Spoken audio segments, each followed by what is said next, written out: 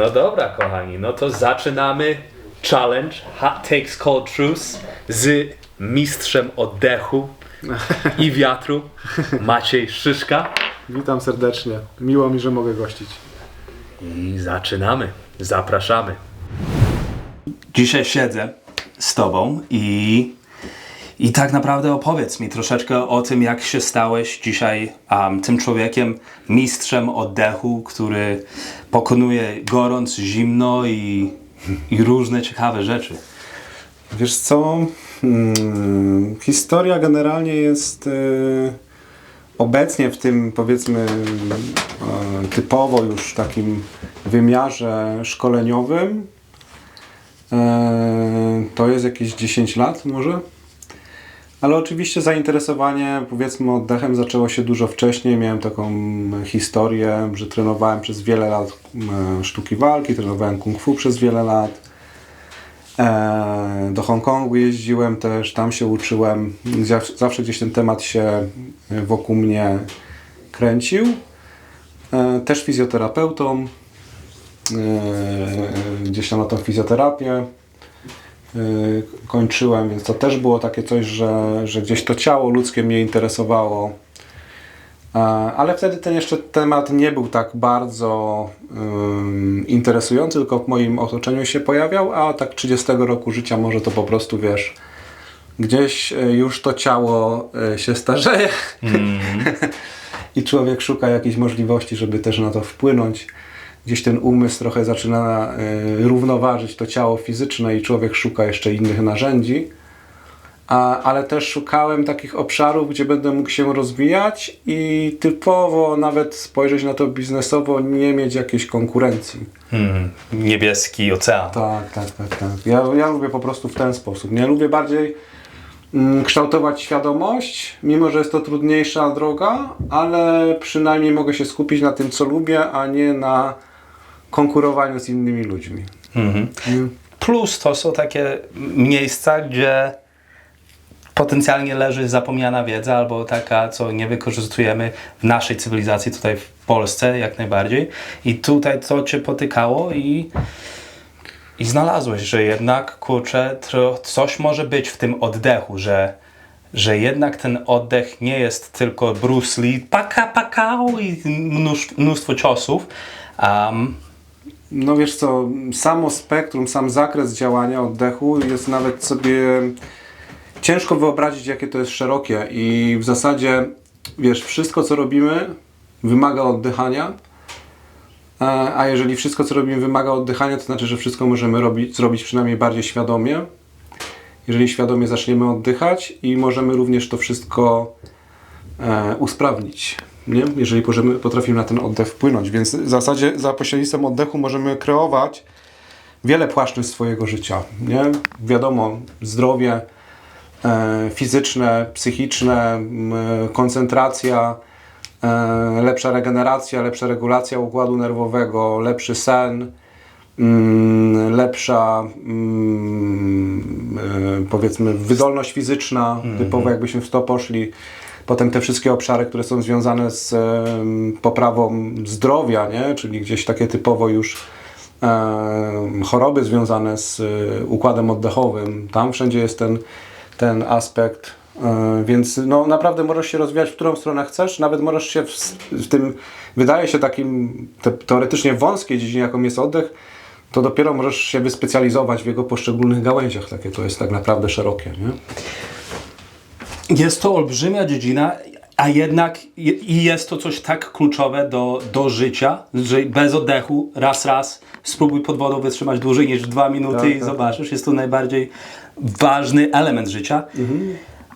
A jednak się wydaje to takie proste, że to po prostu potrafimy, umiemy i aż szkoda ludziom zatrzymać się, żeby spróbować coś tutaj oddychać, stracić czas na to, na te oddychania, bo to po prostu urodziłem się z tym, umiem to robić. Po co? Po co mam na to tracić taki... Wiesz co, cały czas się nad tym zastanawiam, dlaczego tak jest.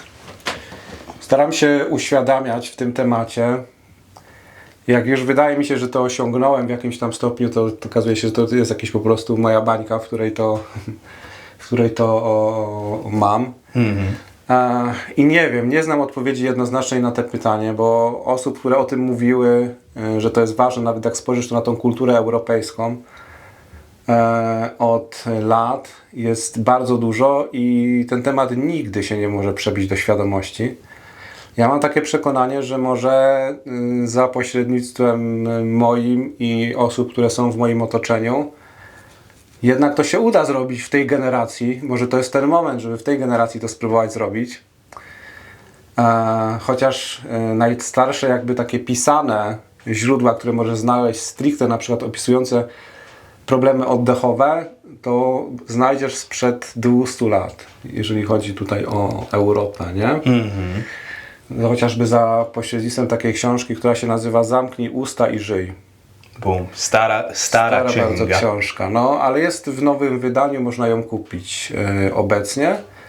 I tam dokładnie były opisywane te problemy. I jak spojrzymy sobie z perspektywy lat, które lecą, no to widzimy, że częstotliwość oddechu rośnie i objętość w litrach wymienionego powietrza przez ludzi rośnie, a to jest zawsze negatywny marker. I faktycznie gdzieś to ludziom umyka, może jest zbyt dostępne, zbyt trudno uwierzyć, że coś tak dostępnego, łatwego, co zawsze mamy, może mieć taki duży wpływ. Raczej zawsze szukamy rzeczy, które są niedostępne. Nie wierzymy, że te rzeczy właśnie, które są łatwe do zdobycia. Pod nosem. Tak, no wiesz, mamy tą tendencję do tego, że lubimy sobie komplikować życie, nie? To jest oczywiste i rozwiązania też lubimy skomplikowane. A oddech jest takim, jak to się mówi, master key, nie? Czyli jest takim wytrychem. I on nadzwyczajnie dużą ilość zamków potrafi otwierać. Nie? Tak, i to tak jak wspomniałeś wcześniej, do mózgu, do fizyczności, do różnych, do wszystkiego elementów. Tak, dokładnie. Do organów, do chrapania, wysypania. Tak, no wiesz, jeżeli możesz dostać się do układu nerwowego, to za pośrednictwem układu nerwowego jesteś w stanie regulować wszystkie inne układy. Nie? Tak jakbyś po prostu miał dostęp, wiesz, do komputera, który jest w naszym organizmie. Nie? Możesz dostać się do komputera jak w aucie, nie? Dostaniesz się do komputera, możesz czytać wszystkie błędy, wszystkie problemy, które są. Częściowo oczywiście możesz naprawić za pośrednictwem tego komputera, ale oczywiście jeżeli jest jakiś błąd już związany z uszkodzeniem fizycznym, no to oddech tego nie naprawi, ale jeżeli jest związany z elementem regulacji i czasem przywrócenia niektórych funkcji, to oczywiście jest to możliwe i najczęściej właśnie na tym etapie oddechu najszybciej, najmniejszym kosztem można zadziałać i tak dalej, no ale my potrzebujemy doczekać do momentu, aż się tak zepsuje, że nie mamy wątpliwości. Nie? Niestety, tak jest. Jestem ciekaw, tak się robi gorąco w tej saunie i chcę dla naszych widzów zostawić takie coś, mała jakiś kroczek, co młodzi chłopacy, młodzi dziewczyny, co zobaczą to, mogą zacząć stosować w ich życiu, zanim jest za późno, zanim coś się wydarzy. Coś małego, co mogą wdrożyć do rutyny, do nawyków i ja, nawet dla mnie, siebie, myślę coś, co potencjalnie mógłbym łączyć z czymś, co już robię. Na przykład czasami lubię połączyć morsowanie albo zimny prysznic razem z jakimiś performance statements albo czarami, słowami mocy, które I robisz jedną rzecz, ale od razu budujesz inne rzeczy. Czy masz jakiś exercise taki? Słuchaj, wiesz co, ja myślę, że wiesz, że nie ma nic bez świadomości, tak czy siak, no bo to jest coś, co jakbyś rzucił światło, nie? Czyli dopiero jak rzucisz światło na jakiś przedmiot, to on zaczyna istnieć, nie? I świadomość jest pierwszą rzeczą. Jeżeli miałbym podać bardzo prosty tip, taki biohackingowy, na który ludzie mogą zwrócić uwagę i który może wskazywać na jakieś problemy związane z oddechem albo chociażby na to, że te problemy może się w przyszłości pojawią, to bym powiedział, że to jest kwestia może tego, jak często ktoś ziewa. Jeżeli ziewa często i to nie jest pora wieczorowa, tylko zdarza się to w ciągu dnia, albo przebudzi się, od razu ziewa, potem w ciągu dnia ziewa i tak dalej, to z jednej strony nadmiernie oddycha, a z drugiej strony może to wskazywać na to, że układ nerwowy chce się uspokoić, wyregulować. I ja zawsze po tym, jak obserwuję kogoś, pomijając aspekt typowo strukturalny, które widzę i jakieś rzeczy związane z mechaniką oddechu, to zawsze mnie interesuje ta częstotliwość ziewania, bo jak wiem, że to się pojawia, to już wiem, że to będzie problem. I to jest troszkę tak jak z garbieniem się, nie? Wiadomo, że jeżeli komuś raz powie, żeby się wyprostował, no to nie zmieni jego sylwetki. Oczywiście, zapomni on pewnie zaraz o tym. Ale to ziewanie jest takim triggerem, żeby zwracać uwagę na ten oddech. Aha. I teraz w momencie, jak już się ziewanie, to jest po prostu głębszy wdech i wydech. I jeżeli zrobimy już ten głębszy wdech, to na tym wdechu trzymamy 10 sekund i potem wypuszczamy. I robimy tak za każdym razem, jak to ziewnięcie się pojawi. I wtedy układ nerwowy zacznie się uspokajać, to ziewnięcia będą następować później. I może to być jakąś formą budowania świadomości i zwracania uwagi na oddech. Nie? Kocham to. Dosłownie to jest ten trigger. Jak zobaczysz, że ziewasz, przynajmniej ustaw sobie takie, jeżeli zależy Ci na Twoim zdrowiu, jeżeli chcesz żyć lepiej i perform better, myśleć lepiej, wszystko po kolei, to jest to takie proste, że za każdym razem, co ziewniesz, po prostu weź wdech. Wdech już się zrobi sam, Aha. bo ziewnięcie to najpierw weźmiesz wdech i się zorientujesz, że musisz wypuścić powietrze i zrobić to później niż chce organizm. Okej. O jakieś 10 sekund powiedzmy, nie? Aha. Chyba że ktoś nie ma z tym problemu, no to oczywiście następne aspekty tutaj są, ale taki najprostszy, który można zrobić, przede wszystkim budujący świadomość, czyli często kierując uwagę Tak, w tą stronę. Tak, Nie? zauważać to. To jest pierwszy krok. Mały i tego, i zwracanie uwagi na ziewanie. Jakieś tipy? Bo zaraz będziemy wbijać do wody, zimnej? do lodu. Ja muszę zdjąć zegarek, bo zapomniałem zdjąć i powiem, a on ma metalową bransoletę. No i zaczyna grzać troszeczkę, ciut. No i w tej Jeżeli chodzi o wodzie zimną jakieś wodę? tipy potencjalnie dla mnie, jak teraz będę starał się. No myślę, że co, jak będziemy nagrywać, jak będziemy wchodzić do zimnej wody, to możemy to podpowiedz. robić na bieżąco, nie? Kozak. No, myślę, dobra. że tak będzie najlepiej. Czy są jeszcze jakieś myśli, rzeczy, które byś chciał przekazać? Tak, ja to tak naprawdę czuję, że nagrywam dla młodych chłopaków, dla młodych dziewczyn, co są może ciut starsze niż twoje dziewczyny, ale no, młodsi niż 21 lat. Okej. Duża odpowiedzialność. Tak. To jest nasza przyszłość i to są, oni mają moc tak naprawdę pokierunkować kierunek tego świata potencjalnie, tak? I tak jak ty to już zaczynasz, jeżeli będzie grupa ludzi takich, co będzie mogła o tym mówić, to wydaje mi się, że takimi małymi kroczkami No, na można pewno. zmienić siebie i można zmienić kogoś i można zmienić kraj i można Tak. Ale kluczem jest to, co mówisz, że trzeba zmienić siebie najpierw.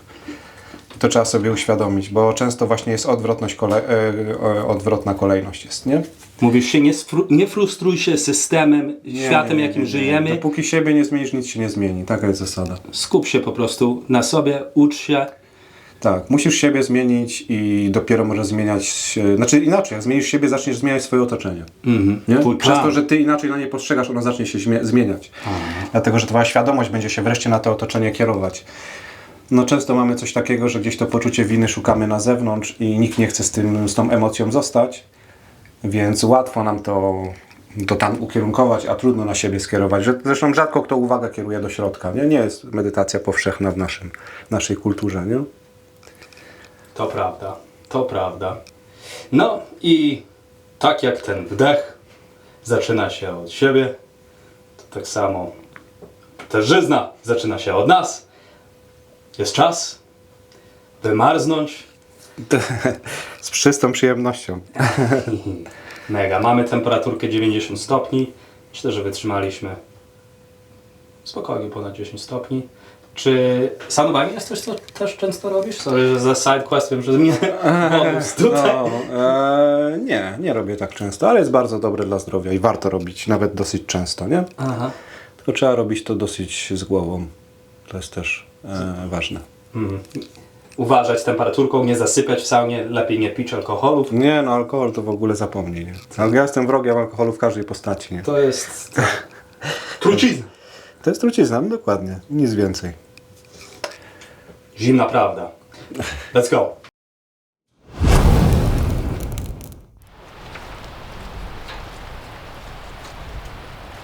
lat przyjeżdżasz? Tutaj krócej. Ale zrobiłem tu 13 warsztatów. W Karpaczu. W tym ośrodku. W tym ośrodku. Oh damn. Takich nietypowych, bo tygodniowych i zabieramy ludziom technologię. O, Detoks taki pełny. dopaminowy taki, Aha. nie? Mam takiego mojego dobrego znajomego Rafała Wilka, dietetyka klinicznego i razem się uzupełniamy. Dieta, oddech, mega to ze sobą gra, nie? Ze Pomaga. sobą pasuje. No i to właśnie miejsce jest takie o tyle fajne, że tak jak widzisz, no dostępność, że tak powiem, Wszystko w pobliżu. wszystko jest, nie? I można się odciąć od jednak życia miejskiego, powiedzmy. Mury są grube, Wi-Fi nie ma, nie łapie. To w ogóle jest, nie wiem ile ma ten ośrodek, ale kilkaset lat. Tak, 1400 niektóre 15 te wiek. kamienie. Tak, bo Tak. to jest generalnie karczma jakaś sądowa, wiesz. Tak. I tutaj jakieś tam zbierali Równowaga. się, tak, zbierali się Królowie i... i sądzili Żyje. ludzi. Tak, i sądzili ludzi, nie? Tak. No, także mega fajne miejsce i też jeżeli odcinamy jakby od telefonu, no to też chcemy odciąć od informacji, bo to też jest źródło dopaminy, jest to źródło stymulacji. Myślę, że jedno z takich mocniejszych źródeł też w tych czasach, nie? W których żyjemy, więc ludzie też temu się nie potrafią oprzeć. A zamieniamy tą stymulację, zamieniamy tą dopaminę, można by powiedzieć tak hormonalnie, zamieniamy dopaminę na oksytocynę. Boom. Czyli Oxytocin, the bonding drug. Tak, tak. I tutaj jest nie tak spektakularny w działaniu, nie tak wyszczeliwuje, ale też nie ma po nim spadku, nie? Jest tym, co tak naprawdę naturalnie. potrzebujemy, nie? My potrzebujemy balansu, równowagi, stabilności, a nie ciągłych wzlotów i upadków, nie? I to jest to, co dajemy, tak. Tutaj co Ten dajemy. dom sądowy, który ma ten balans. Tak. Balansuje. Tak. No, Mega. więc to się jakby wszystko do siebie dodaje, nie? I to jest niesamowite. Wierzysz w miejsca geograficzne, że mają jakąś moc? Czy widziałeś jakieś badania na ten temat? Czy na razie to odkrywamy od nowa? To znaczy, wiesz co, ja generalnie to nawet nie jest kwestią wiary, bo tak jest, nie? To jest kwestia, Zimna prawda. tak, no to jest wiesz, przebadane, nie? Aha. Od strony fizyki. Czyli Czemu wszyscy tego nie wiemy? zagęszczenie pola magnetycznego jest inne, nie jest jednostajne pole magnetyczne Aha. na Ziemi. Tak jak na przykład nie ma Stonehenge, piramidy i tak dalej, te wszystkie budowle, one powstawały w specyficznych miejscach, w specyficznych okolicznościach. To wiesz, pewnych rzeczy, których nie widzimy, z oddechem też jest tak trochę, że go nie widzimy, nie? Pola elektromagnetycznego też go nie widzimy, nie? Ale jak wysyłamy wiadomość na przykład z telefonu na telefon, no to też nie widzimy. też tego Wi-Fi nie widzimy, a jakoś to Jest. przechodzi, nie? Tak. Dokładnie, nie? Więc no niestety, jeżeli czegoś nie widzimy, no to już jest tylko dla nas to kwestią wiary, nie? Super argument. No, Wiara jedna. no wiara Ważna rzecz. Wiara jest fundamentem jakby wszystkiego, nie? Ale no oczywiście my lubimy wszystko zmierzyć, nie? Mierzyć, sprawdzić i dopiero wtedy to do nas przemawia. To prawda, to prawda. No to sprawdzamy nasz idziemy, nie? mózg dzisiaj. Jak mózg. Powiem Ci, że szczerze mówiąc, dzisiaj mam tą akcję taką, nie? Jutro w zasadzie. Aha, no tak. Ale pierwszy raz byłem w zimnej wodzie, w zasadzie zeszły 2 tygodnie temu. Pierwszy raz byłeś w sezonie. zimnej wodzie, W tym sezonie, po sezonie letnim. czyli twoje ciało też będzie czuło ciut walki teraz. Na pewno. Już wbijam, zaraz dołączyć.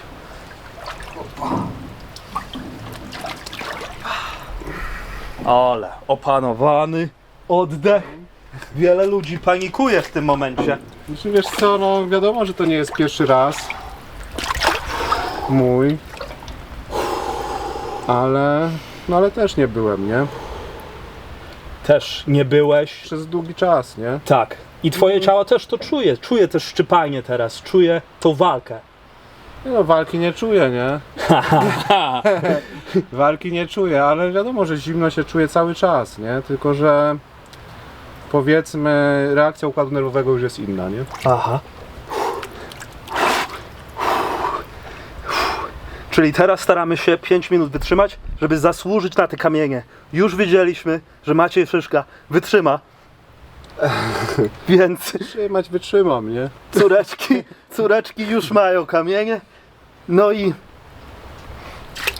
jak bardzo oddech może nam pomóc w tej chwili, bo robi mi się ciężko.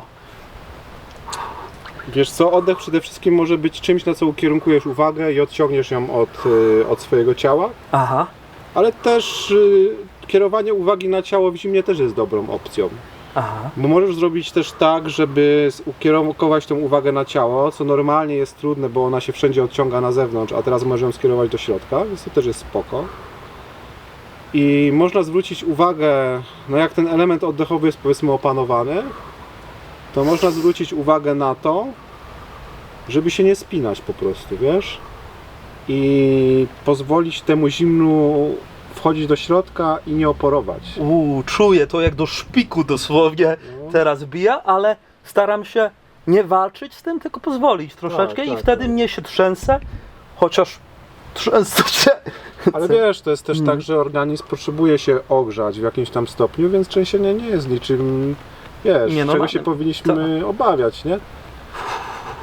Nawet byłoby, no, może nie dziwne, bo u Ciebie to tak opanowane, ale No i co się dzieje teraz u nas w ciele, gdy tak jesteśmy w tej zimnej wodzie? Dużo? Wiesz, no na pewno się dzieje dużo, wiesz, no przede wszystkim wyszliśmy z ciepła, nie? Więc cały układ krążenia musi się zmienić o, powiedzmy, 180 stopni, czyli ta krew, która była na zewnątrz, która odpłynęła, musi z powrotem wrócić i zacząć grzać ten korpus, nie? Wiesz, Aha. więc to się dzieje, ale to na wielu płaszczyznach. Przede wszystkim hormony, adrenalina się produkuje, która będzie mieć później działanie przeciwzapalne w naszym organizmie. Tak naprawdę to jest jakaś forma walki. I tam była forma walki, i tu była forma walki. A każda forma walki powoduje to, że nasz organizm się po prostu wzmacnia. Nie? Co nas nie zabije? No, wiesz, no organizm teoretycznie takie rzeczy też w jakimś stopniu wydłużają życie. Aha. Każda taka walka. Jest to w jakimś stopniu też trening układu odpornościowego. Jakby nie było. Nasze ciało trochę potrzebuje takiego szoku, nie? Potrzebuje się zmieniać, nie? To jest zawsze zmiana, jakby Aha. nie było. Ewolucja. No, ale też powiedzmy... Adaptacja. Tak, każda zmiana wymaga, tak jak mówisz, adaptacji, nie? No i to taką zmianę wywołuje w nas, nie? Jestem ciekaw o brązowym tłuszczu, ale zamarza mózg. W tej rundzie będę musiał z zewnątrz rozmawiać. Mów. Tylko zanożę głowę.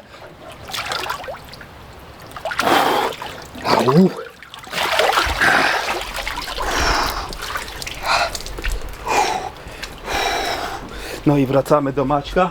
To mam wychodzić? A pewnie, jak czujesz? Jeszcze i tak zrobimy rundkę, nie? Pewnie, że tak. No i brązowy tłuszcz. Tak. To jest jeden z takich ważniejszych elementów, które uzyskujemy w kontakcie też z zimnem. Co prawda, w sumie prawda jest taka, że nie trzeba aż tak hardkorowo do tego zimna wchodzić, żeby ten brunatny tłuszcz produkować, bo on już się będzie produkował, z tego co pamiętam, w 14 stopniach. Aha. Nie trzeba wchodzić do takiej wody jak my teraz. ta woda to- Ale co jest istotne, nie? W tym tłuszczu, że to jest tłuszcz, który jest bogaty w mitochondria, czyli jest aktywny metabolicznie. Czyli to jest tłuszcz, który nam umożliwia, to jak podejdziemy chyba się... A może światełko nam No, pyknie, zapali nam się bo światło. nas nie widzicie, kochani, a tutaj złoto zrzucamy. No, także to jest tkanka tłuszczowa bogata w mitochondria, czyli jest aktywna metabolicznie. Aha. I dzięki tej tkance możemy spalać białą tkankę tłuszczową.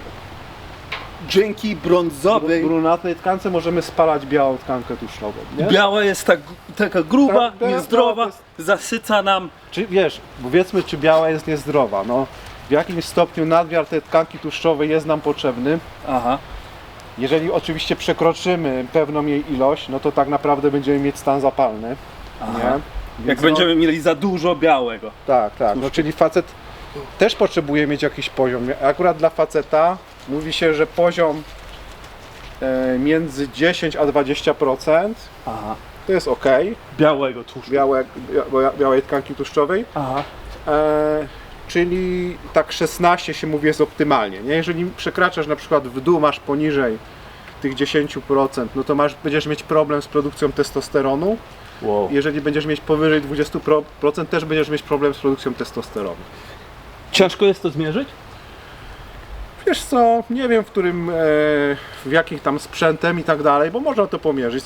Są sprzęty i do tego visceralnego tłuszczu i do tak, wiesz, sam najprostszy sprzęt polega na tym, że chwytasz sobie powiedzmy tkankę w obrębie brzucha i możesz sprawdzać, ale oczywiście pewnie tutaj byłyby potrzebne jakieś takie bardziej konkretne badania, żeby to zrobić, nie? Żeby wiedzieć. Także my potrzebujemy ten tłuszcz, on też ma jakąś funkcję i jest formą energii, i jest jakąś też izolacją i jest też wokół narządów wewnętrznych jakąś amortyzacją też, Aha. nie? Żeby urazów koście o pewnych, koście się nie skrobały. a też do urazów pewnych, nie? Do I urazów. tak dalej, no ale wiadomo, od pewnego momentu jest on też jakąś tam przeszkodą, nie? Zwłaszcza, że teraz jesteśmy w czasach, gdzie ilość tkanki tłuszczowej rośnie raczej u ludzi. No tak. Ja nie wiem jak jest teraz to w Polsce, ale z tego co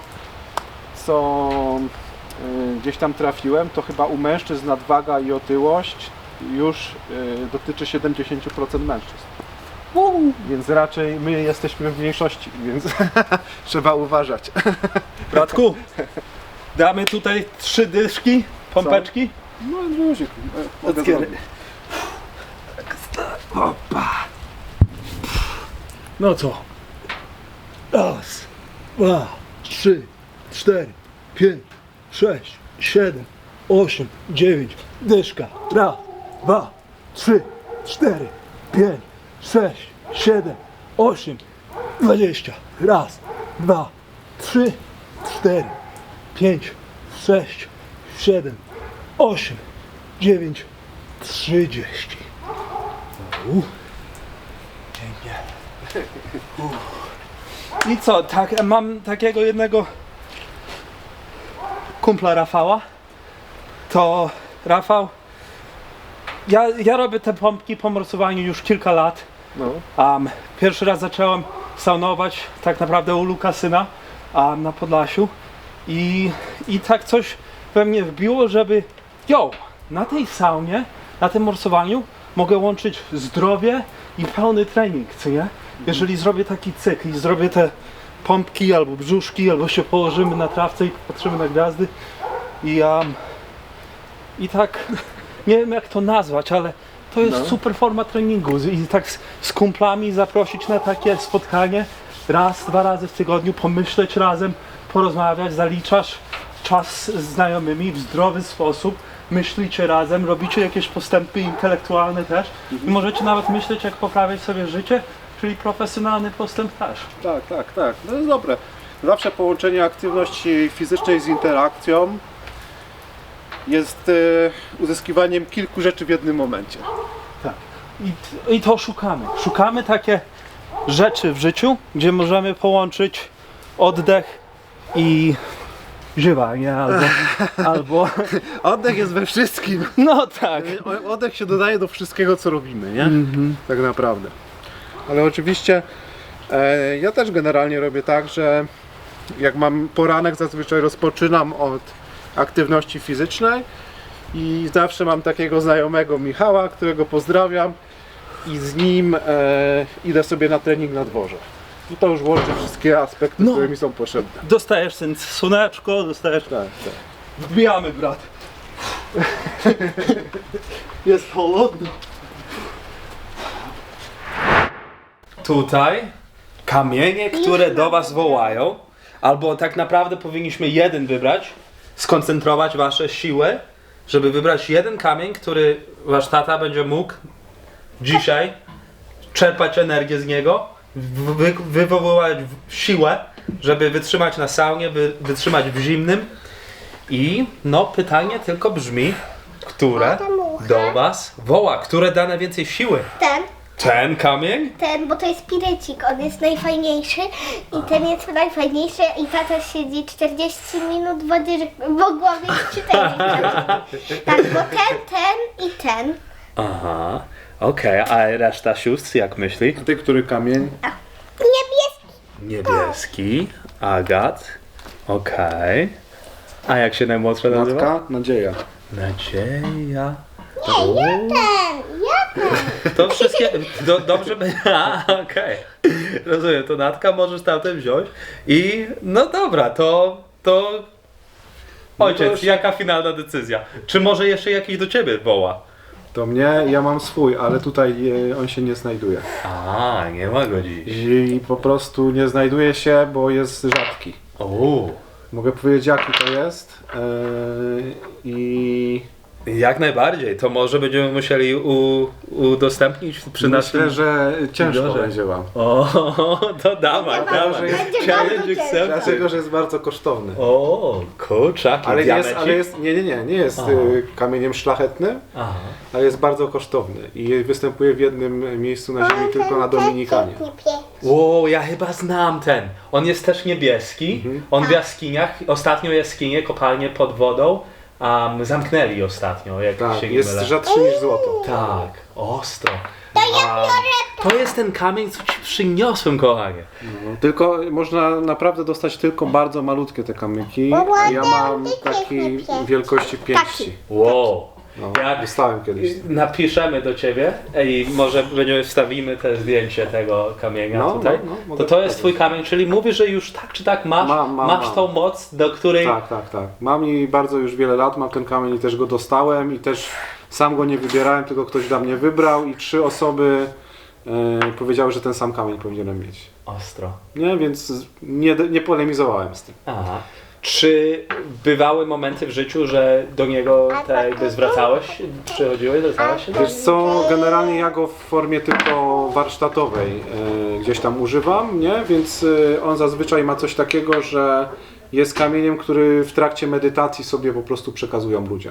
Nie? Czyli na przykład medytujemy i potem robimy jakąś introspekcję po tej medytacji i każdy, kto ma ten kamień, po prostu może mówić i on sobie idzie gdzieś tam w kręgu. Nie? Więc zazwyczaj w takiej jego formie używam, a tak normalnie gdzieś tam sobie w domu leży w jakimś tam miejscu. Nie? Pięknie. To jest Larimar Larimar, tak. się nazywa. Nie?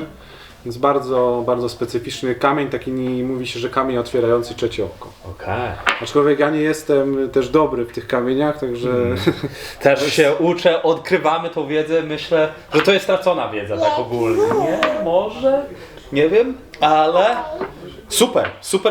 No to, dziewczyny, macie kamienie, przepraszam, tutaj Natka i tutaj Sława. Jeszcze Chcesz dla ciebie kamyka? kamyczek. Powiedz, jaki chcesz kamyk. A jeszcze mam 4, że będzie z tego na pewno jeszcze tutaj jedna. Awentury! Ja mam z tego naszyjnik. Tak? O, dziewczyny. One się trochę znają. No, Do naprawdę. jakichś takich, wiesz, geologicznych jeżdżą, muzeów i takich rzeczy i to się trochę znają, nie? Jeszcze jedna jest, także Mira mogłaby też przyjść Aha. sobie wybrać. No to jak najbardziej, Mira, to jak zostawimy je na razie i I może tak. jeszcze przyjdzie. Tak, nie? chyba że To siostry będzie- za możemy Mirę, iść no w to wodzie, tak, czy nie? wiesz. No, To ten będzie dla Miry. Ten będzie jej się podobał. Albo ten, nie, ten jest za ładny. najlepiej niech sama sobie wybierze, bo potem to wiesz jak to jest. To nie? Mira wybierze, mega. Ty mi powiesz, że na Commodore to było. Oh shit, no. No, wow, to rozumiem. Wiesz, to Commodore 64. W totalnie innym świecie się wychowałeś niż młodzież teraz. No nie, no to w ogóle nie ma. Właśnie jestem z tego. Ostatnie pokolenie te. Może nawet nie jesteś nawet ostatnie pokolenie takie przed technologią, to nie wiem jak ją nazwać. No to w ogóle jest takie pokolenie, które było w 2 światach, nie? Tak. No, było przez połowę życia w jednym, połowę życia w drugim, nie? Bo tak powiedzmy ja telefon dostałem, że w ogóle taki telefon, wiesz, na klawiaturę, nie? To tak w liceum, nie? W połowie liceum. W połowie liceum dopiero dostałeś Taki, telefon wiesz, Siemens. taki smart. Nie smart. Nie smart. Nie? Wiesz, to Taka Nokia? Kozakiem był ktoś, jak miał już nawet troszkę później, 3310, to już był ktoś. I co, już tam był się gość. tylko Snake grało i Tak, dzwoniło. no, Snake to był jedyną chyba tam grą, nie? Która była. SMS-y i wiesz, i dzwonienie, nie? Aczkolwiek wtedy to było fajne to SMS-owanie, bo nawet bez patrzenia w telefon pisałeś. Leciałeś. No, leciałeś, bo to wiesz, każda każdy klawisz miał ileś tam literek i wiedziałeś, nie? Zapamiętywałeś. Ile razy nadusisz, to bez patrzenia pisałeś, nie? To jak teraz na komputerze szybko piszą. Tak. Ciekawe. No dobrze, ja uważam, że to jest dobra dosyć proporcja, jeżeli chodzi o ten kontakt z technologią. Że jak się nie miało jej do tego 16 roku życia, 17, to był dobrze właśnie. Dobry czas, żeby mieć z nią później, żeby mieć kontakt dopiero od tego momentu. Gdybyś był takim człowiekiem, powiedzmy doradcą króla narodu i mógł zażyczyć, słuchajcie, mamy nową technologię u nas w królestwie i trzeba wprowadzić jakieś tutaj coś. Czy byś poszedł tak gorąco, tak twardo, tak mocno na tym stoisz, żebyś powiedział, każę, że dopiero w wieku 16 lat możecie mieć dostęp do telefonów? Wiesz co, no ja, tak jak ty powiedziałeś, po części jestem w takiej roli. Jako ojciec też jestem w takiej roli. Aha. I zobaczymy, jak to wyjdzie, bo wiesz, nie chciałbym nic robić na siłę i robić coś ustalić, żeby dla samej zasady, nie, to realizować. Wolę po prostu się dostosowywać do warunków, które mamy, ale nie chciałbym, żeby na przykład moje dzieci dostały ten telefon przynajmniej przed ukończeniem podstawówki. Tak jak w tym moim królestwie, to do tego chciałbym doprowadzić. Czuję, że większość ludzi tak by chciało. Na pewno większość ojców, tylko nie wie jak.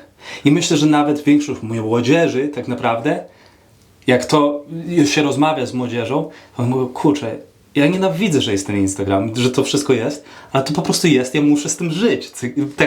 Tak czują. No rozumiem, aczkolwiek wiesz, jeżeli masz, to jest, tak jak Ci mówiłem, to było ciekawe w kontekście tych warsztatów, o którym Tobie mówiłem, no i tam jest ten element zabrania technologii, nie? I też się zastanawiałem, jak to będzie, no bo wiesz, robiąc to pierwszy raz, to były takie myśli, no, że jest to, wiadomo, że jest jakąś formą uzależnienia, nie? Na różnych płaszczyznach. Czy też płaszczyźnie typowo związanej z informacją, czy ze światłem niebieskim, czy ze jakimś poczuciem bezpieczeństwa, które jest związane z dostępnością do ludzi, którą się traci.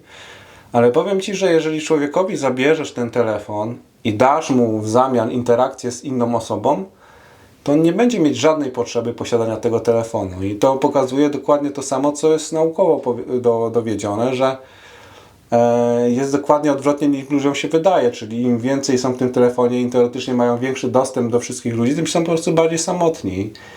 Jeżeli damy im tą powiedzmy drugą osobę, damy im tą oksytocynę, czyli tą przywiązanie, czy miłość, czy w zależności oczywiście od danego kontekstu, to nie potrzebują tej szybkiej takiej gratyfikacji. Nie? To jest właśnie problem, z którym się gdzieś tam mierzymy w obecnych czasach, że wszystko musi być na teraz, nie? A jednak wyewoluowaliśmy tutaj przez kontakt, nie? Przez interakcję i dlatego tutaj w ogóle jesteśmy, nie? Zawsze byliśmy mocni jako grupa, nie jako jednostki, nie? No i to daje nam taką namiastkę niby tego, że mamy cały czas z każdym kontakt, ale faktycznie jego nie ma, od strony fizycznej go nie ma. Głęboki jest, jest płytki bardzo. Tak. Z perspektywy, tak jak zawsze gdzieś tam mówię, jak tłumaczę działanie układu nerwowego, że dla układu nerwowego minimalne, co potrzebujemy, jeżeli chodzi o kontakt, to jest ton głosu. Czyli jeżeli słyszysz ton głosu drugiej osoby, jesteś w stanie rozpoznać jej emocje. Nie? Nie musisz jej widzieć. Jak ją znasz, to ogólnie, to już w ogóle jest bezproblemowe, ale nawet jak jej nie znasz i masz wysoką inteligencję emocjonalną, to jesteś w stanie po jej zachowaniu rozpoznać jej stan emocjonalny, przepraszam, nie po zachowaniu, tylko po tym jak mówi, rozpoznać jej stan emocjonalny, nie? No już poziom hard, no to czy wysoki poziom, to jest jak widzisz tą osobę i masz ton głosu. No to już jest pełne spektrum informacji, również pozawerbalnych, nie? I tak pewnie najlepiej robić biznes, spotkania, Dokładnie. wspólników, zapoznawać. Ale zobacz, ile teraz mamy, jak mocno kontakt przeniósł się w obszar, gdzie się komunikujemy tekstowo. I ta komunikacja tekstowa nie daje żadnego impulsu do układu nerwowego. Jest zwijająca, w cudzysłowiu, układ nerwowy. Nie challenge'uje go, do niczego go nie uczy i po prostu on jest nietrenowany. A jeżeli on jest nietrenowany i cokolwiek w ciele jest nietrenowane, to po prostu to zanika. I zanika to na poziomie kory przedczołowej, czyli struktury mózgowej, która naprawdę nas wyewoluowała tutaj. Czyli będziemy coraz gorsi, jeżeli rzeczy będą iść w tym kierunku, co teraz idą, będziemy coraz gorsi w odczytywaniu emocji drugiego człowieka. No, w inteligencji W empatii. emocjonalnej, bo wiesz, to jest cała inteligencja emocjonalna, to jest odczytywanie emocji, to też tak brzmi lekko mistycznie, ale to chodzi o to, że kontakt z inną osobą jest zupełnie na innym poziomie, ale też chociażby kontrola nad sobą. I Czyli wracamy znowu do ale też siebie. wpływanie na swoje, wiesz, czasem masz, powiedzmy, nie masz najlepszy gdzieś tam nastrój, ale jesteś w stanie jakoś to opanować, nie? To też jest inteligencja emocjonalna. Tak, zauważasz, że hej, tak, zauważam, że dzisiaj jestem trochę zirytowany. Dokładnie. Czemu? Potrafisz zadać te pytanie i sam się sobą zainteresować, bo często patrzymy na innych wszystkich wokół, a sami nie znamy siebie albo nie możemy nawet siebie zaobserwować, że coś tu nie tak. Tak, nie? Więc jakby ten obszar, nawet kontrola bólu jest z tego obszaru. Też jest z tego obszaru, nie? Z tych wyższych obszarów korowych, nie? Więc ma to dużo szersze znaczenie niż to, co większość z nas tak naprawdę myśli, nie? Więc jeżeli na przykład teraz wrócimy jeszcze do tego, z czego wyszliśmy, do tej interakcji, inteligencji emocjonalnej, tych wszystkich tematów, no to zostawianie tego w formie tekstowej powoduje to, że jest to raczej zależne od odbierania tej wiadomości, jest w sumie zależne od stanu emocjonalnego osoby, która ją czyta, a nie od tej osoby, która ją wysyła, nie? I tutaj jest bardzo dużo nieporozumień i jeżeli nie zostawimy tej emodikony, no to tak naprawdę nie wiemy, czy ktoś nas obraża, czy jest dla nas miły, czy cokolwiek. Czyli zauważ, że ewolucyjnie nie chciałbym jakby tutaj odbierać w żadnym stopniu cywilizacji, ale no to są trochę jak hieroglify, nie? Wow. Czyli się cofamy o kilka tysięcy lat wstecz. Nie wiem, czy to źle, czy dobrze. Ciężko mi to powiedzieć. No ale już byliśmy w innym miejscu, nie? Troszkę. To jednak było, wiesz, kilka tysięcy lat przed Chrystusem, nie? Hieroglify i to, co na starożytnych monumentach dawaliśmy, choćby runy w Norwegii, w Anglii, w słowiańskich miejscach, w piramidach, w Ameryce Północnej. I te hieroglify to są te znaki, te karytektury, które rysujemy na tych kamieniach. Wiesz, pismo obrazkowe, nie? Pismo obrazkowe. Jakby nie było, nie? Aha. Bo runy to już są symbole, nie? To już są bliższe alfabetowi, nie? Aha. Ale tutaj masz typowo, przedstawiasz po prostu, nie potrafisz jeszcze pisać, więc rysujesz to, co widzisz, nie? Więc inna forma komunikacji, no i my w ten sam sposób piszemy jakieś zdanie, no i musimy po tym zdaniu podkreślić w ogóle, jaki jest emocjonalny ładunek z tym związany, nie? Więc to jest niesamowite. Ja bardzo tego nie lubię, tej formy komunikacji pisemnej, nie? Aha. Bardzo tego nie lubię. Już jeżeli Nic dziwnego, jest pewnie relacje, tyle nieporozumień, tyle bólów to sprawia na co dzień, tak naprawdę co nie rozumiemy i tym bardziej tracimy tą odwagę, żeby podnieść telefon, porozmawiać z kimś, choćby najlepiej byłoby na kamerkę, ale nikt nie chce tego na kamerkę dzisiaj. No tak, no bo to jest znowu to, że będziesz musiał się wykazać czymś, co masz upośledzone. No bo jednak ta rozmowa to jest kwestia tego, że nie wiesz, w jakim nastroju trafisz mnie, jak do mnie dzwonisz, nie? Co prawda w tobie jest moc tego, żeby zmienić ten mój nastrój, no ale jeżeli ty masz z tym problem u siebie, no to u drugiej osoby jeszcze będziesz mieć większy problem, nie? Ja kiedyś się tak śmiałem, że może przyszłościowy zawód to będzie taki, jakby to powiedzieć, taka osoba, nie wiem, czy to mediator, czy taka osoba, która ma tą inteligencję emocjonalną rozwiniętą i na przykład siada z ludźmi przy wigilijnym stole i ich komunikuje. No, czuję, że to jest zawód, który będzie coraz bardziej potrzebny. I też wchodzimy w taki totalnie nowy świat, że nowe zawody będą się robić coraz szybciej i będziemy tracić stare zawody, więc będzie trzeba nowych zawodów. To jest jeszcze inny aspekt. To jest jeszcze aspekt związany z tym, że generalnie sednem jakby życia jest w sumie dokonywanie zmian. I ciągła zmiana, a my przez jakiś długi czas mogliśmy bez tej zmiany funkcjonować większej i trzeba będzie znowu się przyzwyczaić. Więc jakby to akurat, co się teraz dzieje i ta ciągłość zmiany, którą musimy dokonywać, ten taki trochę ruchomy grunt, na którym stoimy, on może być prozaicznie tym takim elementem, który nas zbliża jednak do natury. Wbrew To pozorom. mi się podoba. Bo to jest troszkę coś takiego, wiesz, będąc gdzieś tam w naturze, nie masz pewności tego, czy zjesz następnego dnia. I to było bliższe nam ewolucyjnie przez wiele lat, nie? I wiadomo, że my się wychowaliśmy, czy nasi rodzice już się wychowywali w bardziej stabilnych czasach, ale jeszcze jeżeli by się ciągnąć na pokolenie naszych dziadków, no te czasy nie były aż tak bardzo stabilne. Czyli w Polsce, powiedzmy, w latach początek XX wieku to głodowało 90% ludzi, jak nie 95%. Nie? I teraz to... A teraz wiesz, z perspektywy dostępności do marketu, do lodówki i tak dalej się mówi jak? 100 lat temu tylko? To moment. No. To jest moment. Także wiesz. I teraz jak masz rozwinięty ten empathy, ten umysł przedni, to te emocje, jak potrafisz się wczuć tak naprawdę w ciebie, w twoją krew, która żyła, zaledwie twój pradziadek, twoja prababcia, która żyła i kurczę wstaje i nie wiedziała co zje przez kilka dni, albo że bała się o życie i jak naprawdę się tak poczyta i temu uważam, że historia jest ważna, kurczę, bo możesz przeżyć więcej niż tylko twoje życie, możesz nauczyć się z innych ludzi. His story, jego opowieść, jej opowieść.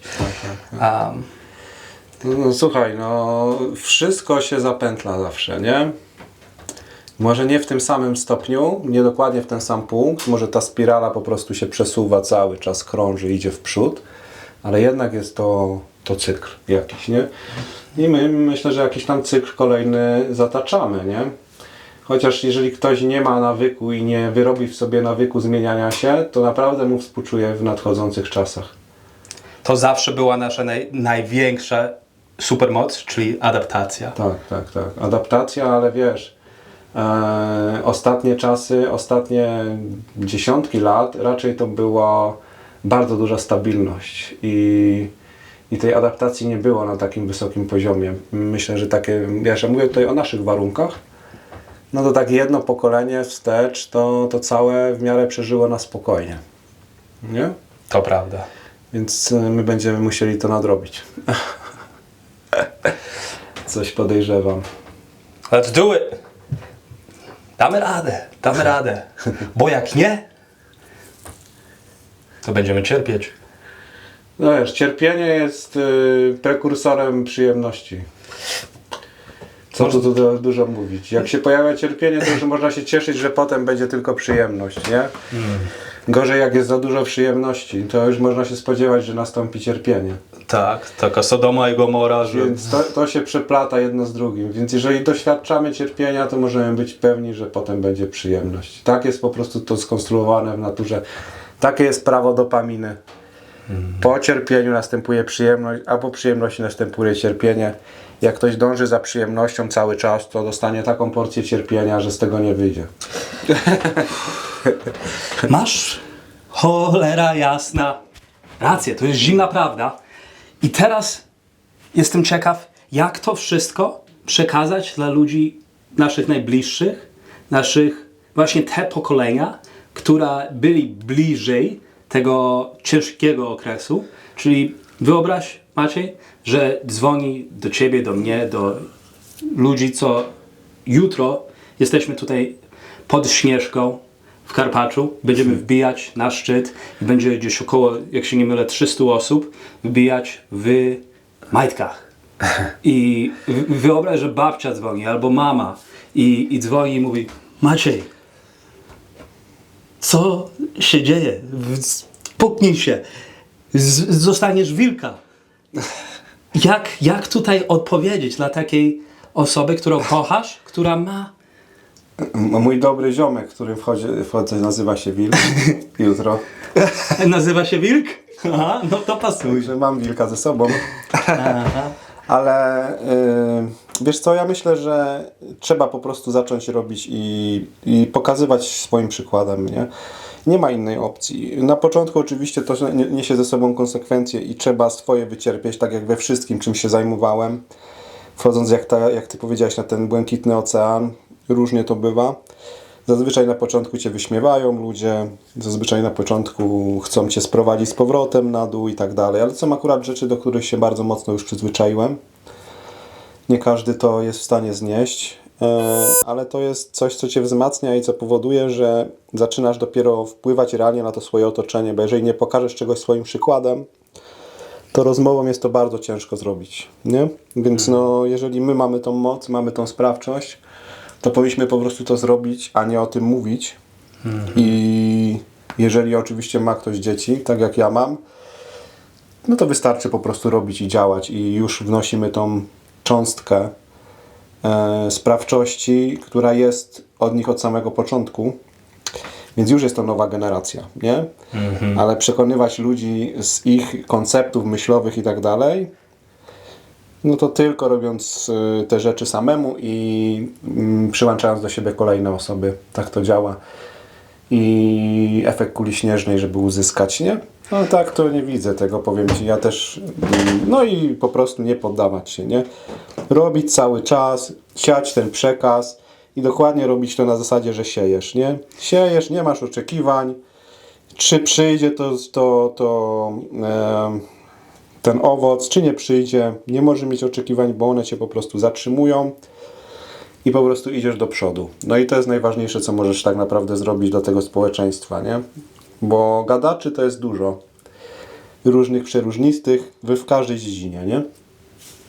Czyli babciu, nie zwariowałem?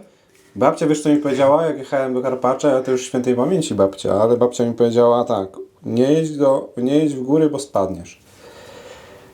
I to też było coś, co trzeba było po prostu przełamywać, nie? To akurat nie są takie góry, że można spaść, ale to też pokazuje ten mindset tego wcześniejszego czasem pokolenia, ale nie tylko wcześniejszego, obecnego i nawet tego młodego, nie? Po prostu w nas jest też dużo strachu i to był objaw tego strachu i to jest też, co odwagą właśnie i odwaga wynika z działania, musimy przełamywać. Więc taka jest nasza odpowiedzialność, no i biorenie konsekwencji na klatę jednak z tego, że ludzie nie są do tego przyzwyczajeni i trzeba po prostu swoje wycierpieć, nie? Robię to od tylu lat, że... Tylko przyjaciela wilka złapałeś. No, tylko przyjaciela. Jeżeli chodzi o wilków, to tak. To mam przyjaciela wilka i w zimnie go złapałem. Słyszałaś, babciu? Będzie dobrze, kocham Cię. Pięknie, pięknie, pięknie. Schładzamy, nie? Ba. Schładzamy. No, bo już mi też jest ciepło. Ja nawet lepiej w zimno znoszę niż ciepło. Zawsze tak było? Więcej zimna robię, wiesz? Po prostu. Więcej zimna, mniej ciepła. Ciepło robię tylko wtedy, jak potrzebuję, nie? Jak czuję, że zachwiałem tą równowagę. Ale tak na co dzień, no to zimno jest za darmo, a ciepło to już energia, nie? Chyba że słońce, nie? No tak. A tak to jest energia jednak. Trzeba za to zapłacić. A co zimno jest za darmo. Podoba mi się to. Zimno jest za darmo. Nawet latem w Polsce można wbić do jeziorka i zobaczysz, będzie... Do morza bałtyckiego. To odczujesz trochę. Często ludzie mówią, że latem nie ma co saunować, to jest za łatwo. A kurczę, sami nie wbiją, przychodzi lato. Tak, tak, tak. No. Chodź, dobry czas na wychłodzenie. To po prostu trzeba zrozumieć tą chemię, żeby funkcjonować. Trzeba zrozumieć tą chemię, żeby w tym funkcjonować. świecie, nie? Bo on też na tej chemii się opiera. Mhm. Nie? Ten świat działa na chemii, ale nie tej, która jest dokładnie sprzyjająca dla nas. Więc to jest kwestia świadomych pewnych wyborów i no, nie wchodzenia w tą łatwą gratyfikację, na pewno.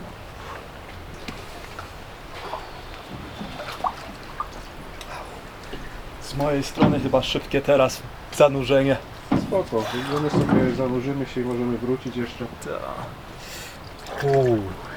No to nie jest najłatwiejszy program do nagrywania, show, podcast, jakkolwiek to nazwać, ale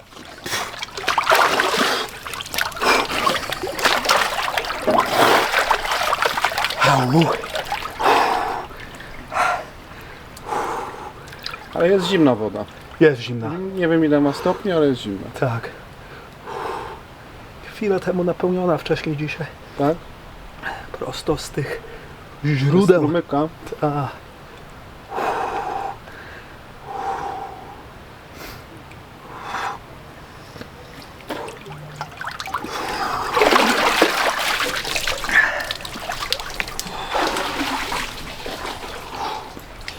Ale to też dobrze wyważyć, żeby przed pójściem spać dostarczyć sobie ciepło, ale nie przesadzić i zimno, ale nie przesadzić.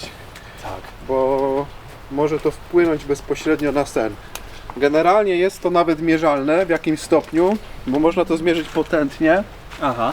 i tętno, które nie powinieneś przekroczyć, będzie się trzymać w zakresie między 70 a 80% tętna maksymalnego. Jak przekroczysz 80%, to już zaczniesz produkować hormony stresu. I to już rzutować będzie na twój sen. Czyli jeżeli wejdziesz na saunę i temperatura będzie taka, że twoje serce zacznie bić tam na tych wyższych obrotach, no to już hormony stresu wpłyną na twój sen. Ale jeżeli będziesz w tych niższych partiach, czyli to 70, czyli byśmy powiedzieli, że koniec drugiej strefy tętna, no to w tym momencie jeszcze będą endorfiny. Aha. I będzie wyciszenie umysłu i ciała. Będziesz lepiej spał. Tak. Ale jeżeli będziesz mieć znowu za wysokie tętno, to endorfiny niestety nie wygrają z hormonami stresu.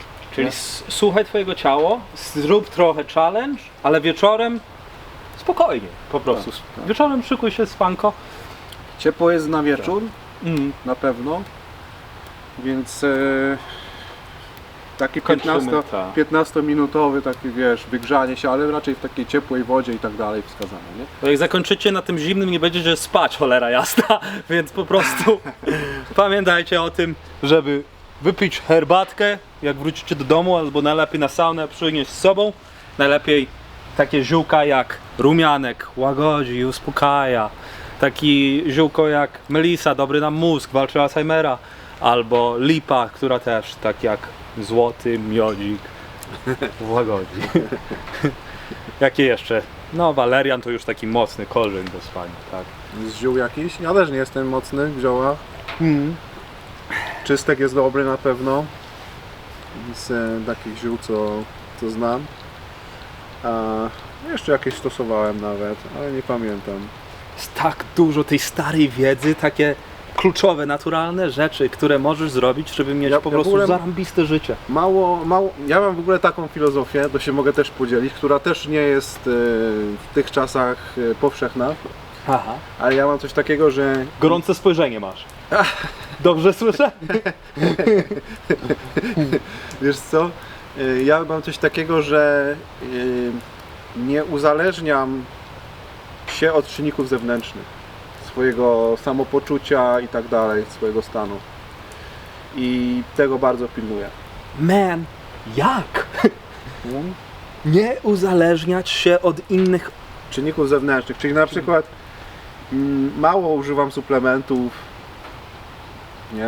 Aha, super, Bardzo zarąbiście. mało, nie? Starasz się żyć tak jak nasi pradziadkowie jeszcze przed Rzymem, cholera jasna. Nie mam jakichś, chodzi o to, że nie oddaję sprawczości na zewnątrz. Nie oddajesz sprawczości dla zewnątrz, czyli to co masz w organizmie, w ciele, starasz się Większość substancji masz, które przyjmujesz też z zewnątrz, masz je w ciele. rozumiem. Chociaż takie ziółko, to kwalifikuje się zewnętrzne, czy to już No tak... jest zewnętrzne, oczywiście, Tak. że tak, nie? Rozumiem. Znaczy nie I jest, ty- nie jest nic, jakby jest jakby to jest natura, nie? Tak, to jest tak, jakby tak. natura i jest bardzo dla mnie pozytywnym aspektem i nie odbieram to jak na przykład kawa, nie? Aha. Rozumiesz, jest duża różnica między powiedzmy herbatą z rumianką a kawą, nie? Słyszałeś? Ja tego nie Ale- wiedziałam. Ale, no bo kawa to już jest dopamina, nie? Ale też naturalna, to jest... Nie. Nie? To jest- Jak to jest Wiesz, toksyna, że nie? człowiek jest zadowolony? To jest toksyna, nie? Toksyna. Ale to jest taki orzeszek chyba. No słuchaj, generalnie wiesz, ja nie mówię, że to ma negatywne skutki, ale jej działanie jest takie, że wycina w zasadzie działanie adenozyny, czyli takiej substancji, która jest komunikatem o zmęczeniu organizmu. Wycina na czas działania, No a tak. potem dostajesz informację zwrotną po na przykład 2 godzinach o poziomie faktycznie zmęczenia twojego organizmu. Jak aspirina zakrywa ból, gdzie powinieneś czuć to, albo tak. No więc jakby dla mnie, ja już z kawy też zrezygnowałem. Ja robię techniki typowo medytacyjne, buddyjskie, oddechowe i z tego generuję energię. Wow. No. Więc nie potrzebuję, nie? Ja już to potrafię zrobić z siebie. Ostro. Wiesz, że masz tą moc, możesz się obudzić na 2 godziny poprzez te... Cały dzień się obudzisz. Przez... Przez takie rzeczy. Wbijmy do środka, chcę usłyszeć więcej. Jeżeli można. Taką wiedzę. Tylko tu.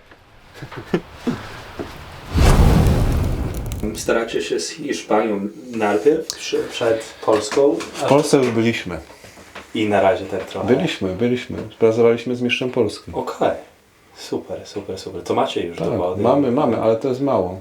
Aha, tak. To jest mało. Potrzebujemy pokazać w wielu miejscach, że ten oddech działa. Okej. Wielu.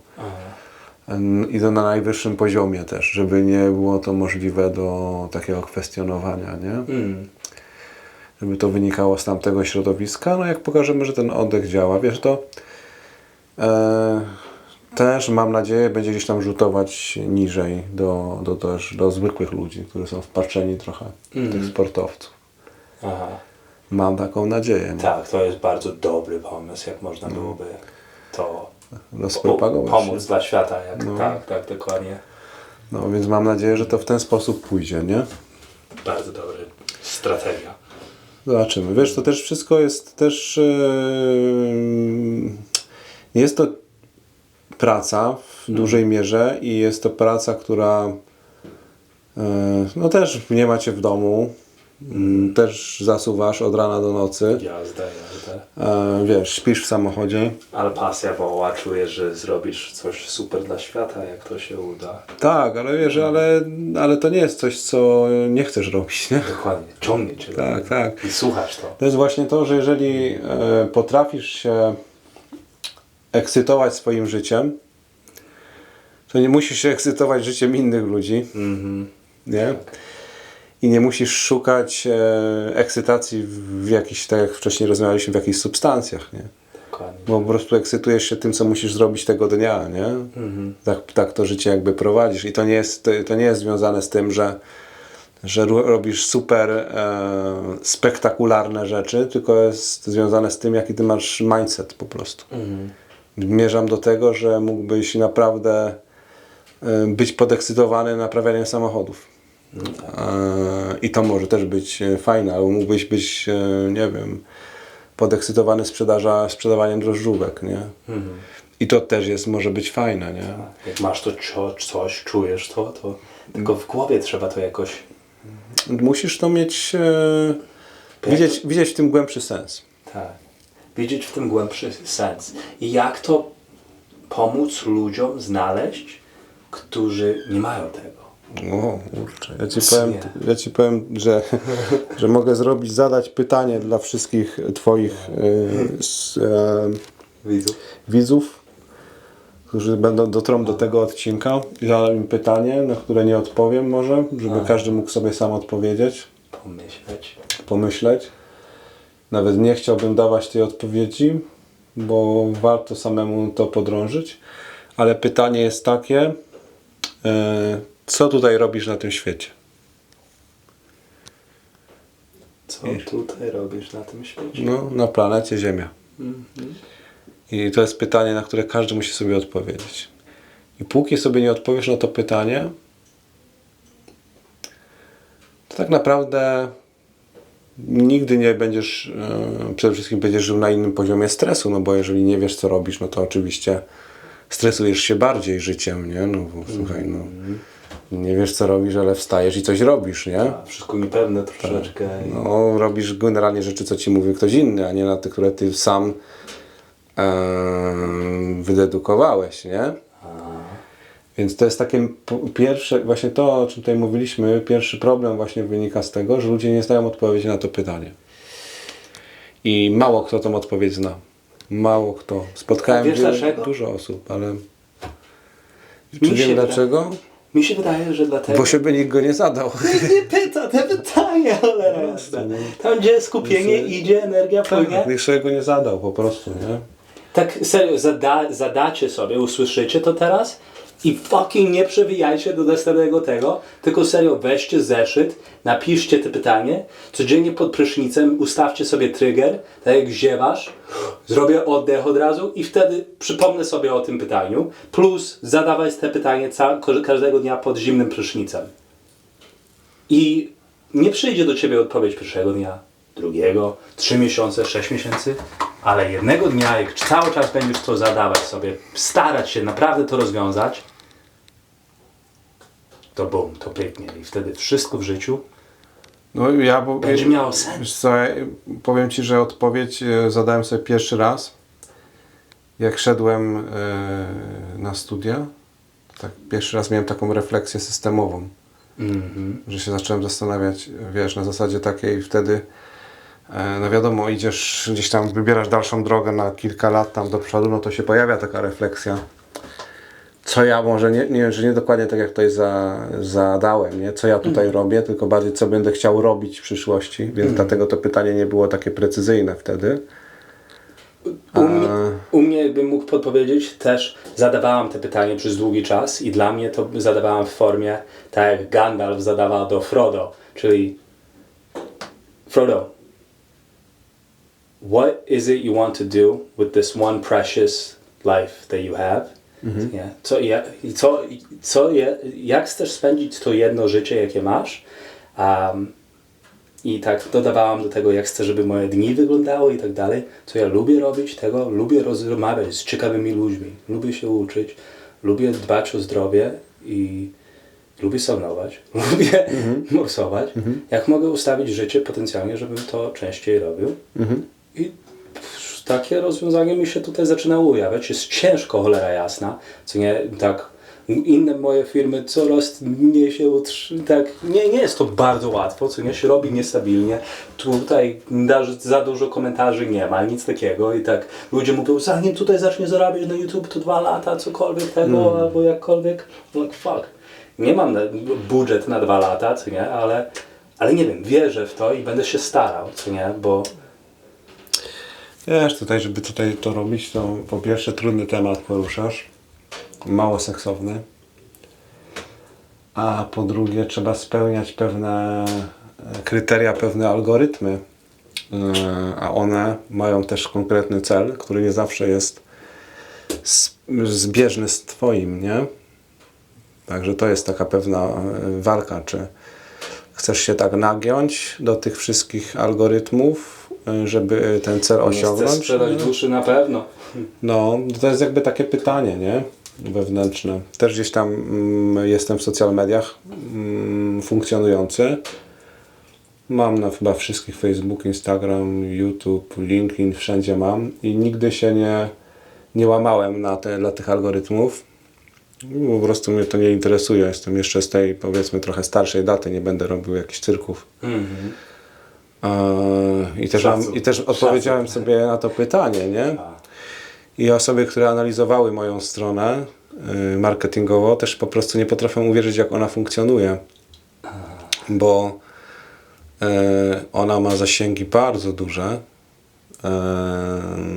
sięgające z 500 000 ludzi, powiedzmy. Tak na ten tematy związane z oddechem to jest dużo, ale obserwuję ją z 20 000 osób. What? Bardzo dziwne. No, Jakim nawet, cudem. no tak, że po prostu ludzie sami z siebie jakby nawet nie obserwują tej strony, ale do niej wracają. Tak. I społeczność jest po prostu, sama się dyscyplinuje, nie musi być dyscyplinowana przez socjalne Przez algorytm. przez algorytmy. No, tylko to jest tak, że ona wynika z faktycznych interakcji, które za tym stoją bardzo często, a nie z fikcyjnych. Tak. To jest szalone, To bo jest ciekawe. nasz content nie jest popychany Nie jest. do was, co nie? To jest, sam byku musisz wbić i sprawdzić, co się dzieje i przypomnieć o nas, bo Tak, niestety nie robimy te takie rzeczy, które... No pchane, nie? No niestety. No ale wiesz, że jakąś tam społeczność i tak się udało zbudować dosyć sporą. Teraz widzisz, jak jesteśmy na tym evencie, to jesteśmy, co tutaj jesteś, to idziemy 9. raz, czyli 9. rok. Tu twoja uwaga jest... I co pomagamy 9. rok z rzędu. Osoby już w zasadzie same przyjeżdżają, same to robią. Teraz chyba już w tym roku 200 000 złotych przekroczyliśmy na zbiórce. Robiąc trudne rzeczy.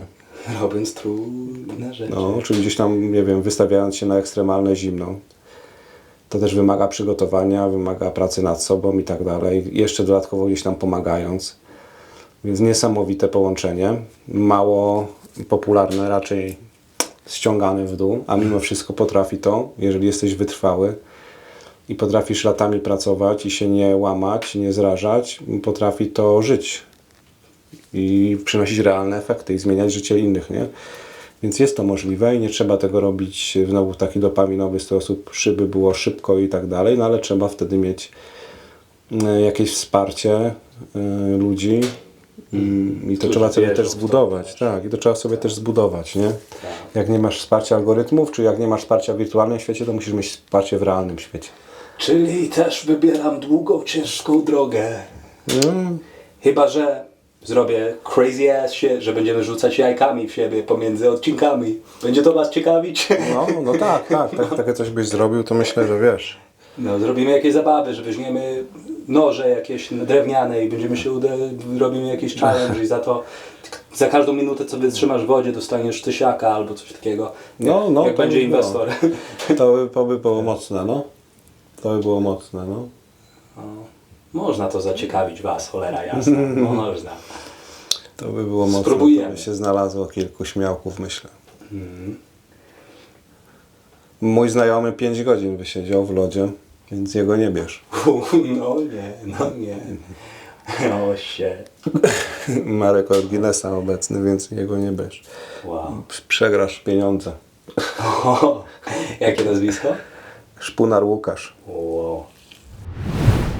Ja nie szukam jakby dróg na skróty. Myślę, że to dużo osób tą drogą nie pójdzie.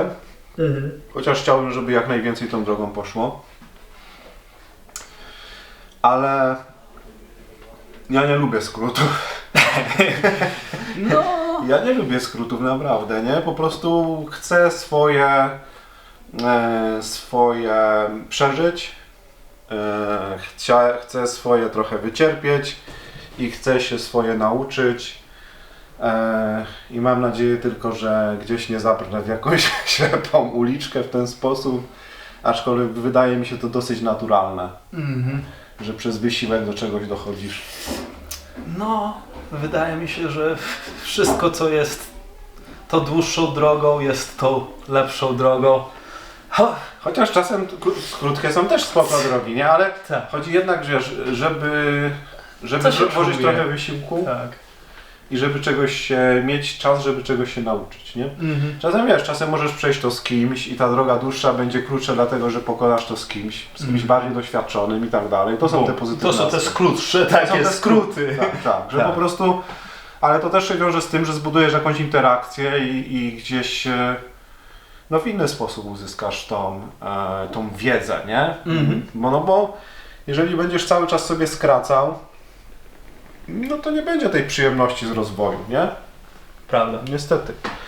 Tak jak mówię, nie? Będzie ciągła raczej taka przyjemność, która wygeneruje ten ból później i tyle. Tak to działa. Niestety. Natura jest tak stworzona i pewnych rzeczy nie oszukamy, mimo że bardzo próbujemy to zrobić, ale wyjdzie to bokiem, według mnie. Maciej, czyli to, co teraz badasz, ta dłuższa droga, to jest troszeczkę związane, tak mnie zaciekawiło, kiedy słyszałam coś o tym, że poprzez oddech mnichy potrafią być w lodówce i się pocić, albo że nawet to troszeczkę, ale powiem tak czy tak, że słyszałam o mnichach, którzy potrafili robić albo medytować i podnieść kamienia, albo lewitatować. Czy to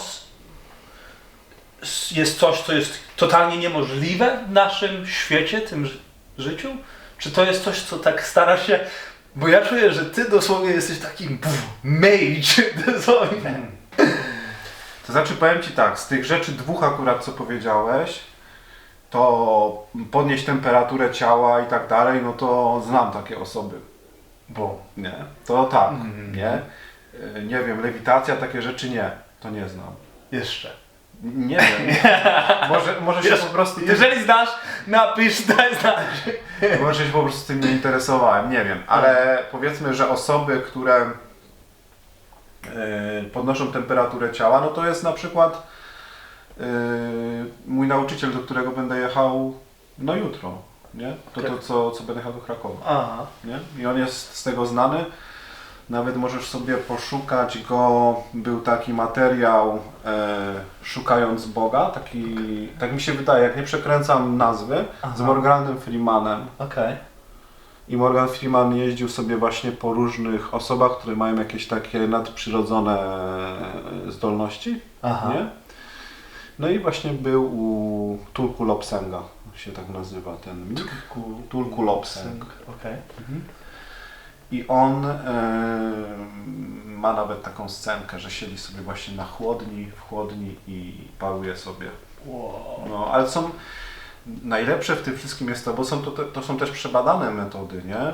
I w latach chyba 80. taki Benson badał te metody i chyba nie tak dawno, nie chcę teraz przekręcić, 20 rok, może 22 rok, w Singapurze też były robione badania i dokładnie wiadomo jak to działa. Wiadomo jak te mechanizmy działają i to jest mechanizm, który zrobi każdy z nas. Ty zrobisz, ja to zrobię i tak dalej. To nie jest coś takiego odjechanego. To nie magia. Ale magia polega na czym innym. Magia polega na tym, że każdy jest w stanie tą temperaturę zmienić, nie? Czyli każdy z nas jest w stanie teoretycznie podnieść temperaturę do ponad 38 stopni, 38,3 stopnia, tak większość osób podnosiła tę temperaturę. Ale tylko osoby wytrenowane i tylko osoby, które już ten aspekt wizualizacyjny rozwinęły na wysokim poziomie, były w stanie również tą temperaturę utrzymać, mimo że skończyły się ćwiczenia, które ją wywoływały. Nie? Także taka jest różnica. Nie? A do czego na przykład to jest potrzebne? Możemy sobie wyobrazić chociażby coś takiego, skąd się bierze temperatura. Nie? Jest to jakiś tam stan zapalny, jest to jakaś walka w organizmie, która się odbywa. Więc jest to w pewnym stopniu mechanizm obronny, na przykład na różne patogeny, które w organizmie się pojawiają. Nie? Więc jeżeli sami możemy wywołać taką reakcję w krótkim, umiarkowanym bodźcu, nie? To w zasadzie jesteśmy w stanie kontrolować też swój stan zdrowia w jakiś stopniu, jeżeli regularnie to robimy. Nie? A po drugie, taka walka, no bo to walka w trakcie choroby i też możemy w jakimś stopniu tą walkę zasymulować, też daje wyrzut, stymuluje układ współczulny, czyli Cię aktywuje do działania, czyli to samo co nie wiem, ta kawa. Ale też daje oczywiście wyrzut dopaminy, tylko że za coś, co wymaga wkładu, a nie za jakąś łatwą czynność. Nie? Więc to jest to zupełnie inny poziom budowania relacji jakby z samym sobą. Nie? Niesamowite. No, wkładasz, dostajesz, nie? A tutaj tak naprawdę za każdym razem za darmo, nie? Więc ja nawet tutaj kawy nie piję. Piję bezkofeinową, nie? Jakby co. Jak się umawiam z ludźmi, to piję bezkofeinową, żeby nie było, że jestem taki odludkiem. Aha. Ale tak to na co dzień nie piję już od kilku lat. To, że poszukujesz i... Nie powiem o na przykład takich rzeczach alkohol albo coś, nie? No tak, to Bo nawet nie wchodzi wspomnę. gro, to jest podstawa, come on, man. No. A... Ale kawa już też nie. Zewnętrznych źródeł światło, Miłość, może coś takiego, no, wiara, Dotyk. odwaga. dotyk, no, ale myślę, że to jest droga, jeżeli chcemy być w jakimś tam stopniu niezależni i zbudować jakieś poczucie bezpieczeństwa niezależne od zmieniających się okoliczności, no to jest właściwy kierunek. Mhm. Bo jeżeli będziemy zawsze zależni od okoliczności i wszystko będzie zależało, czy nasze samopoczucie, czy to, czy mamy sprawczość, czy cokolwiek od czynników zewnętrznych, to jesteśmy po prostu słabi. No. Co tu dużo gadać? To jest Coś coś, po prostu słabi. nad czym też można pracować. Masz jakiś warsztat na ten temat? Czy to też zahaczacie na takim... Wiesz co, ja jestem w takim trochę momencie swoim, że idę trochę z duchem czasu i teraz to, na czym się skupiam, no to taką społeczność buduję głównie na razie online, nie? Czyli powiedzmy takim może nawet, nie no powiedzmy biznesowo buduję to online'owo i buduję społeczność trenerów, którzy są trenerami oddechu. To jest jeden aspekt. Drugi aspekt wprowadzę, mam nadzieję, tak to uważam, że to będzie, że wprowadzę w piłkę nożną w Europie wprowadzę oddech. Wow. Taki mam plan, nie? Jestem, nie, że to sobie wymyśliłem tutaj przed podcastem, tylko jestem w trakcie realizacji tego i zaczynam dopinać pierwsze tematy. Współpracę, no. Tak. I tam też wchodzę w Blue Ocean. No tak, bo to może zwiększyć niesamowite te... Poczytajcie, naprawdę sprawdźcie te rzeczy, to jest niesamowite. To, co oddech potrafi zrobić dla Ciebie jako sportowiec albo jako zwykły człowiek. No, myślę, że Tak. żeby szeroko to poszło, no to myślę, że jako zwykły człowiek przede wszystkim, nie? Ile rzeczy można zrobić. Można wpłynąć tak naprawdę, oddechem można wygenerować fale o najwyższej częstotliwości, jeżeli chodzi o fale mózgowe, czyli można wygenerować falę gamma i można zejść do najniższej częstotliwości fal, czyli przez całe spektrum wszystkich fal od delta, beta, alfa, teta, delta można wszystkie fale wygenerować, czyli można osiągnąć każdy stan emocjonalny oddechem. Od maksymalnego pobudzenia do maksymalnego uspokojenia, więc wszystko możesz zrobić, co tylko chcesz, nie? I jak dobrze słyszę i zaczynam rozumieć, że jak ogarniesz ten oddech dobrze, to możesz wtedy zacząć dokładać do tego wizualizację w innych tych i wtedy jak wizualizujesz takie rzeczy, to możesz osiągać takie, nazwijmy je cuda, że jesteś w lodówce i wizualizujesz, że jesteś, powiedzmy, nie wiem jak on to robił, ale może wizualizujesz, że jesteś na plaży albo przy słońcu i się pocisz, a może tak to działa. Można to wytrenować. Trzeba mieć wysoki poziom koncentracji, skupienia, uwagi. Na pewno medytacja pomoże, żeby stworzyć przestrzeń do takich działań. A z takich ciekawostek, w tym takim formie wysokiej, już takich powiedzmy mnichów, którzy to wykonują, to takim testem jest suszyć na sobie prześcieradła, nie? To jest taki test. I w noc musisz 21 prześcieradeł wysuszyć w noc. Na sobie. Czyli masz z pół godziny na prześcieradło chyba, czy tam. Co? No, na dworze, w zimie. Co? Siedzisz na dworze, w zimie wkładają prześcieradło do wody, wkładają na siebie mokre prześcieradło, ty suszysz, zdejmują to prześcieradło następne i 21 prześcieradeł masz do wysuszenia. I mniejsi tak robią? No, że tam się trzęsiesz i tak dalej, grzejesz to, ale musisz wysuszyć te 21 prześcieradeł, żeby to zaliczyć. Że takie rzeczy się odbywają na tym świecie i my nawet nie wiemy o tym. No, Większość nas. no trzeba wyłączyć telewizor, no. Trzeba wyłączyć telewizor i co włączyć? Trzeba wyjść? No, dokładnie, nie? No nie jest to na pewno dla każdego, aczkolwiek najlepsze jest to, że każdy to ma. że to nie jest dla każdego, to znaczy, że to jest mindset dzieli tutaj, bo od strony fizycznej to jest dla każdego. Nie? Od strony fizycznej mamy ten skill, mamy tę umiejętność, to nie jest coś, co jest to w jakimś stopniu nadzwyczajne, ale jest to naszą naturą. O. Jest to naszą naturą. Nie jest to jakieś, wiesz, genetyczną mutacją tych osób, nie? Po prostu oni się podłączają pod nasze naturalne umiejętności. Niesamowite, więc kochani, oddychajmy. Warto to zgłębić, no. Oddychajmy, zwolnijmy i uczmy się tak naprawdę, bo jest dużo fajnej wiedzy na tym świecie do zdobycia i może Ci pomagać w codziennym życiu, żeby być bardziej... No wszystko bardziej tak naprawdę, nie? Czy jesteś bardziej obecny, czy jesteś, masz wyższy poziom inteligencji emocjonalnej, czy jesteś bardziej bliżej powiedzmy ludzi, czy bliżej siebie, czy Chodzi jesteś o bardziej wzrost. bystry, czy jesteś bardziej kreatywny, czy lepiej się zmieniasz, czy lepiej się czujesz samym sobą, czy czujesz się bezpiecznie, czy potrafisz te wartości, które w sobie zbudujesz, przenieść na innych ludzi, nie? Tak, nawet to jest skill. Tak, to jest to na początku w sobie wyrobienie i potem przeniesienie tego dalej, to jest umiejętność właśnie, którą potrzebujemy rozwinąć, no i wtedy dopiero u siebie i wtedy dalej to zaczyna działać dopiero, nie? Czyli jeżeli nie chcesz być smutny, po prostu skup się na rozwoju i nauce.